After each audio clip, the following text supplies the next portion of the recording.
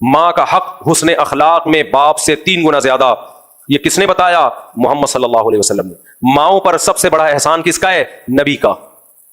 آج ہماری مائیں گھروں میں جن کی اولادیں ان کے سامنے اونچی آواز سے بات نہیں کرتی. اب تو ڈراموں فلموں نے خراب کر دیا, لیکن اب تک تو بھائی اپنی آوازیں ماؤں کے سامنے پس کر لیا کرتے تھے. تو یہ ماؤں پہ احسان کس نے کیا؟ نبی صلی اللہ علیہ وسلم نے. جو ماؤں کو حقوق مل رہے ہیں, تو نبی صلی اللہ علیہ وسلم ماؤں کے لیے رحمت ہوئے کہ نہیں ہوئے؟ نبی صلی اللہ علیہ وسلم نے فرمایا کہ والد اوسط ابواب الجنہ, جنت کا مین گیٹ تمہارا باپ ہے. مین گیٹ سے گھسے بغیر چھوٹے گیٹوں میں جا سکتے ہو آپ؟ تو باپ کو راضی کیے بغیر آپ جنت میں نہیں جا سکتے. رضا الرب فی رضا الوالد وسخط الرب فی سخط الوالد.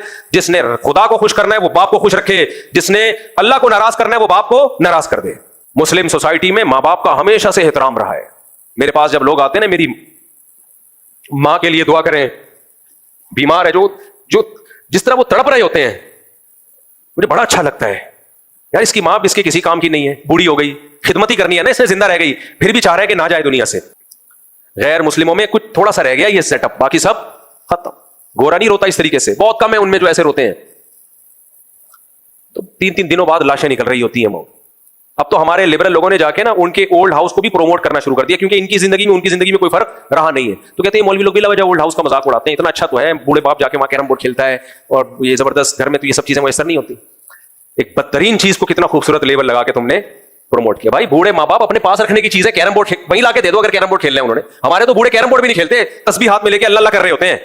بوڑھا آدمی کیرم بورڈ کھیلتا ہوا, ڈبو کھیلتا ہوا اچھا لگتا ہے, اسنوکر کھیلتا ہوا, ڈبو کھیلتا ہوا اچھا لگتا ہے, یا تسبیح ہاتھ میں؟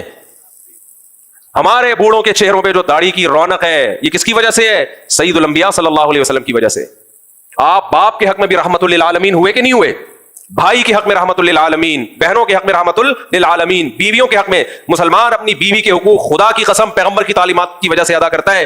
اگر پیغمبر کی تعلیمات نہ ہوتی, ایک بیوی پالنا ہاتھی پالنے سے زیادہ مشکل ہے. آدمی کہتا ہے جان چھڑاؤ, گرل فرینڈ رکھو, بیوی کی ٹینشن مت اٹھاؤ. غیر مسلم بیوی کی ٹینشن نہیں پالتا, پالتا ہے تو بڈھا ہونے کے بعد, 50-55 سال کے بعد. ویسے میں بھی 50 ہوں, لیکن ابھی رپورٹ یہ کہ بڈھا ہوا نہیں ہوں. آگے چلیں, یہ جملہ معترضہ رپورٹ کے مطابق. اگر بڈھا ہوتا تو پراٹھے ہضم نہ کر رہا ہوتا, بس یہ سب, بس اتنا کافی ہے. بڈھا ہوتا تو پراٹھے ہضم نہ کر رہا ہوتا. میں پراٹھے چھوڑتا بھی نہیں ہوں, حالانکہ ساری دنیا کے سارے ڈاکٹر کہتے ہیں چھوڑ دو. میں کہتا ہوں دنیا چھوڑ دوں گا, پراٹھے نہیں چھوڑوں گا, کیونکہ میں میڈیکل سائنس کو اتنا لفٹ نہیں کراتا جتنا ڈاکٹروں نے ہوا بنا کے پیش کر دیا ہے.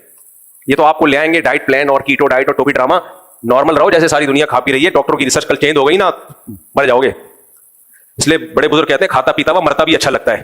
ہاں اعتدال سے کھاؤ. اگر صبح 2 پراٹھے کھا چھوڑ دیے ہیں تو دوپہر کا تھوڑا ہلکا کر لو, رات کا ہلکا کر لو, پھوڑتے ہی نہ رہو بیٹھ کے. اور فزیکل ایکٹیویٹی رکھو, بھاگم دوڑ یہ سب رکھو, پھر پراٹھے بھی کھاؤ, انڈے بھی کھاؤ, ملائی تو کھاؤ.